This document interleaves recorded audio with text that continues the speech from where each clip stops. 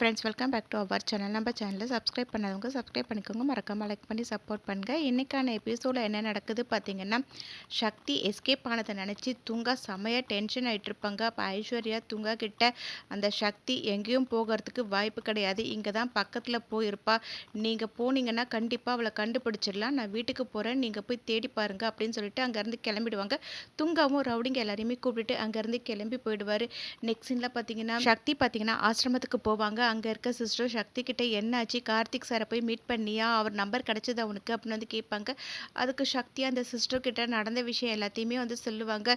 அடக்கடவுளை, என்ன இது இந்த மாதிரி ஆயிடுச்சு, யார் தான் அவங்களுக்கு நம்பர் கொடுத்துருப்பாங்க இந்த மாதிரிலாம் அப்படின்ற மாதிரி கேட்டுட்டு இருப்பாங்க. அதை கேட்ட சக்தி, எனக்கு என்னமோ அந்த ஐஸ்வர்யா தான் கூட இருந்து எல்லாத்தையும் பண்ணுறாங்கன்னு தோணுது, அதனால தான் அந்த துங்காக்கு வந்து இவங்க இருக்க இடத்த தெரிஞ்சுக்கிட்டு என்னை பிடிக்கிறதுக்காக வந்திருக்கான். அது மட்டும் இல்லாமல் நான் எவ்வளவோ அவன்கிட்ட சொல்லி பார்த்துட்டு, இவங்க கீதா கிடையாது தீபான்றது, ஆனால் அவன் கொஞ்சம் கூட கேட்கவே மாட்டான், என்ன பண்ணுறதுன்னு எனக்கும் தெரியல. ஆனால் கண்டிப்பாக இவங்கள நான் கார்த்திக் சார் கிட்ட சேர்த்துருவேன்ற நம்பிக்கை எனக்கு இருக்குது. அது மட்டும் இல்லாமல் கார்த்திக் சார் இந்த மியூசிக் ஏற்பாடு எல்லாமே பண்ணது எதனாலனா தீபா வருவாங்கன்ற நம்பிக்கையில் தான். அதனால் கண்டிப்பாக தீபா மேடமை கொண்டு போயிட்டு அங்கே நான் சேர்க்க தான் போகிறேன் அப்படின்வாங்க. அதை கேட்டு சிஸ்டரும் கண்டிப்பாக கடவுள் உனக்கு துணையாக இருப்பார் அப்படின்னு பேசிட்டு அங்கேருந்து போவாங்க.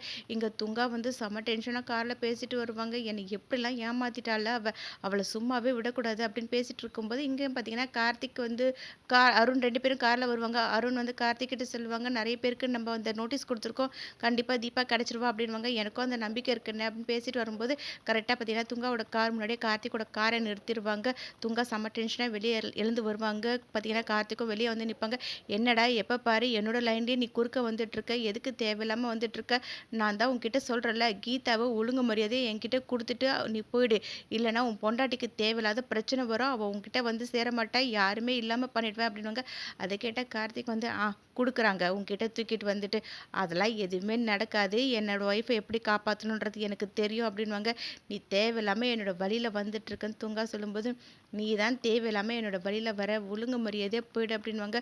பார்த்தீங்கன்னா தூங்காவும் கார்த்திக் கிட்ட கோமா பேசிட்டு அங்கேருந்து போயிடுவாங்க. கார்த்திக் வீட்டுக்கு வருவாங்க. அபிராமி வந்து, என்னப்பா கார்த்திக் எல்லாருக்குமே நோட்டீஸ் கொடுத்தாச்சா அப்படின்வாங்க. எல்லாருக்குமே கொடுத்தாச்சுமா அப்படின்னு கார்த்திக் சொல்லிட்டு, என்னம்மா நீங்கள் ரொம்ப டயர்டாக இருக்கீங்களா அப்படின்னு வந்து கேட்பாங்க. அதுக்கு அபிராமி, ஆமாப்பா தெரியாத வேலை இல்லை, அதனால தான் டயர்டாகிடுச்சு அப்படின்வாங்க. மீனாட்சி வந்துட்டு, எனக்கு தீபா வருவான்ற நம்பிக்கையில் தான் நானும் இதெல்லாம் பண்ணேன் அப்படின்வாங்க. தர்மலிங்கமும், என் பொண்ணுக்காக நான் இதெல்லாம் பண்ணும்போது எனக்கு கஷ்டமாகவே தெரியவே இல்லை, நான் நாதஸ்வரம் வாசிக்கும் போது எவ்வளோ ஈஸியாக இருக்குமோ அப்படி தான் எனக்கு தோணுச்சு அப்படின்வாங்க. அதை கேட்டால் கார்த்திக், எதுக்காக சார் நீங்களாம் இதெல்லாம் செஞ்சு கஷ்டப்படணும் அப்படின்வாங்க. என் பொண்ணுக்காக தான்ற மாதிரி அவர் சொல்லிட்டு இருப்பாங்க. எல்லாரும் தீபாக்காக செஞ்சதை ரொம்ப சந்தோஷமாக சொல்லிட்டு இருப்பாங்க. இதெல்லாம் கேட்ட உடனே பார்த்தீங்கன்னா ஐஸ்வர்யா மனசுக்குள்ளேயே எல்லாருமே தீபா வரணுன்றதுக்காக ரொம்ப நம்பிக்கையோடு வெயிட் பண்ணிட்டு இருக்காங்க. ஆனால் எனக்கு அவள் வரமாட்டான்றது நல்லாவே தெரியும், அந்த துங்கா கண்டிப்பாக வரவிட மாட்டான்ற மாதிரி பார்த்துட்டு இருப்பாங்க. ஆனந்த் அவங்க அம்மா நினச்சி ஃபீல் பண்ணிட்டு, நீங்கள் எதுக்குமா இவ்வளோ கஷ்டப்படணும் அப்படின்வாங்க. எல்லாமே தீபா வரணுன்றதுக்காக தான் அப்படின்ற மாதிரி சொல்லிட்டு இருப்பாங்க. அப்போ கார்த்திக் அவங்க அம்மா கிட்ட நான் மேலே ரூமுக்கு போகிறேன்னு சொல்லிட்டு அவரோட ரூமில் வந்து உட்காந்துட்டு இருப்பாங்க. பின்னாடியே கீதா போயிட்டு, சார் எனக்கு என்னமோ தீபா வருவாங்கன்ற நம்பிக்கையே இல்லை, அதுவும் இல்லாமல் ஆன்ட்டி வர தீபா வரேன்னா உயிரே விட்டுருவேன்னு சொல்லியிருக்காங்க, என்ன சார் பண்ணுறது அப்படின்னு வந்து கேட்பாங்க. அதை கேட்ட உடனே கார்த்திக்கும், இல்லைங்க எனக்கு தீபா வருவாங்கன்ற நம்பிக்கை இருக்குது அப்படின்வாங்க. உடனே கீதா, இல்லைங்க கான்சியஸ் இல்லாத ஒருத்தவங்க எப்படி திடீர்னு வந்து பாட்டு பாடுவாங்க, எல்லாமே தீபா வந்தால் தானே நடக்கும் அப்படின்வாங்க. அதை கேட்ட கார்த்திக், தீபா வருவாங்க அப்படின்வாங்க. என்ன சார் சொல்கிறீங்கன்னு கீதா கேட்கும்போது, நீங்கள் தான் சொன்னீங்கல்ல தீபா வருவாங்கன்னு, அதே மாதிரி வருவாங்க, ஆனால் அவங்க வராமல் போயிட்டா அவங்களுக்கு பதில் நீங்கள் தான் பாடணும், தீபாவோட பாட்டு எல்லாத்தையுமே நான் உங்களுக்கு அனுப்பி வைக்கிறேன், அதை பார்த்து நீங்கள் ட்ரை பண்ணுங்க அப்படின்வாங்க. அதை கேட்ட கீதா கார்த்திக்கிட்ட, சார் எனக்கு சங்கீதம்லாம் சுத்தமாக வரவே வராது, என்னை போய் பாட சொல்கிறீங்க, நான் மட்டும் சபாவில் வந்து பாடினேன்னு வச்சுக்கோங்களேன், தேவையில்லாமல் எல்லாமே திட்ட ஆரம்பிச்சிருவாங்க, தீபாவும் வந்து பாடலைன்னா தேவையில்லாத உங்களுக்கு தான் பிரச்சனையோட, அதனால் இதெல்லாம் கேன்சல் பண்ணிடுங்க அப்படின்வாங்க.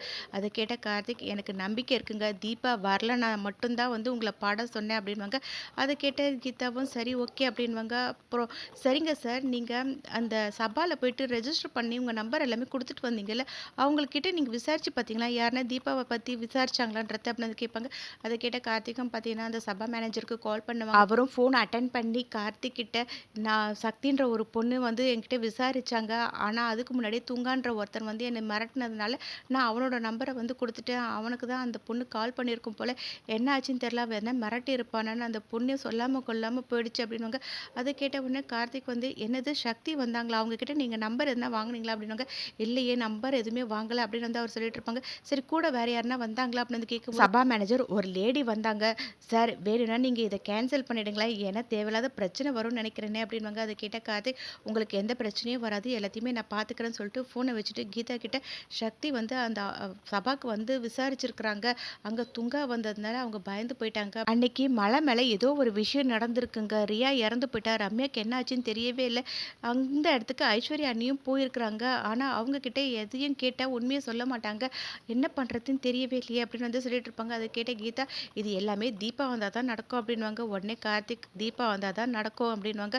ஆமா சார் அததான் நானும் சொல்றேன். நீங்களும் அதையே சொல்றீங்கன்னு கேட்கும்போது தீபா வருவாங்கங்க அப்படின்னுவாங்க. எப்படி சார் சொல்றீங்க? உங்களுக்கு அவ்வளோ நம்பிக்கை இருக்கா? அப்படின்னு வந்து கேட்கும்போது இல்ல ஐஸ்வர்யா அண்ணி வாயிலிருந்து எல்லா உண்மையும் வர வைக்கணும். ஏன்னா அந்த மேனேஜர் சொல்லும்போது கூட ஒரு லேடி இருந்தாங்கன்னாங்க. ஏன்னா ஐஸ்வர்யா அன்னிக்கு தான் இந்த பத்தின விஷயம் எல்லாமே தெரியும். அவங்க தான் துங்கா கிட்ட போய் சொல்லியிருக்கணும். அவங்க ஏதோ ஒரு விஷயத்துக்காக தீபா இந்த வீட்டுக்கு வரக்கூடாதுன்னு நினைக்கிறாங்க அப்படின்னுவாங்க. அதை கேட்ட கீதாவும் ஆமா சார் நான் அவங்கள ஃபர்ஸ்ட் டைம் பார்க்கும்போது அவங்க பயந்த மாதிரி தான் இருக்காங்க. அவங்க தீபா வந்து இந்த வீட்டுக்கு வரக்கூடாதுன்னு நினச்சிட்டே இருக்காங்க. அவங்க கிட்ட ஏதோ ஒரு தப்பு இருக்கு. அது என்னன்றத கண்டுபிடிக்கணும் அப்படின்னுவாங்க. அதை கேட்ட கார்த்திக் ஆமாங்க அவங்க வாயாலே உண்மையை வர வைக்கணும் அப்படின்னுவாங்க. எப்படி சார் முடியும்? அவங்க எப்படி உண்மையை சொல்லுவாங்க அப்படின்னு வந்து கேட்டுட்டு இருப்பாங்க. அதை கேட்ட கார்த்திக் கீதா கிட்ட எதையோ சொல்லுவாங்க. அது கேட்ட கீதாவும் நீங்க சொல்றது எல்லாமே சரியான ஐடியா தான். கண்டிப்பா இது ஒர்க் அவுட் ஆகும்னு நினைக்கிறேன் அப்படின்னு சொல்லிட்டு அங்கேருந்து போயிடுவாங்க. கார்த்திக் பார்த்தீங்கன்னா நைட்டு ஃபுல்லா தீபா பாடினது, அவங்க ப்ரப்போஸ் பண்ணது எல்லாத்தையுமே நினைச்சு பார்த்து ரொம்பவே ஃபீல் பண்ணிட்டு இருப்பாங்க. இந்த சைடும் தீபாவும் பார்த்தீங்கன்னா கார்த்திக் கார்த்திக் அப்படின்னு புலம்பிட்டு இருப்பாங்க. அடுத்த நாள் காலையில விடிஞ்சிரும். கீதா பார்த்தீங்கன்னா கார்த்திக் பார்க்க வருவாங்க. அப்ப கார்த்திக் வந்து கீதா கிட்ட நான் கிளம்பி கீழே போயிடுறேங்க. அம்மா கிட்ட வந்துட்டு வெளியே போறேன்னு சொல்லிட்டு கிளம்பி போயிடுறேன். நீங்க என்ன பண்றீங்கன்னா இங்க தீபாவோட சாரி இருக்கும். அதை கட்டிட்டு தீபா மாதிரி வாங்க அப்படின்னுவாங்க. அது கேட்ட கீதா வந்து சார் நீங்க சொல்றதுலாம் ஓகே தான். ஆனா வந்து நான் தீபாவா நடிக்கிறத அவங்க கண்டுபிடிச்சிட்டாங்கன்னா ஒருவேளை அவங்க உண்மையை சொல்லலைன்னா என்ன பண்றது அப்படின்னு வந்து கேட்பாங்க. அதை கேட்ட கார்த்திக் ஏங்க நீங்க கீதாவா இருக்கிறத முதல்ல நீங்க மறந்துருங்க. உங்களுக்கு தீபா பத்தி நிறைய விஷயம் சொல்லியிருக்கேன். நீங்க அந்த மாதிரி வாங்க அப்படின்னுவாங்க. அதை கேட்ட உடனே கீதாவும் ஓகே சொல்லுவாங்க. இப்படி இந்த எபிசோட் ரெண்டாக்கும் நெக்ஸ்ட் எபிசோட்ல என்ன நடக்குதுன்னு தெரிஞ்சுக்க நம்ம சேனல் லைக் பண்ணி ஷேர் பண்ணுங்க. மறக்காம சப்ஸ்கிரைப் பண்ணிக்கோங்க. தேங்க்யூ.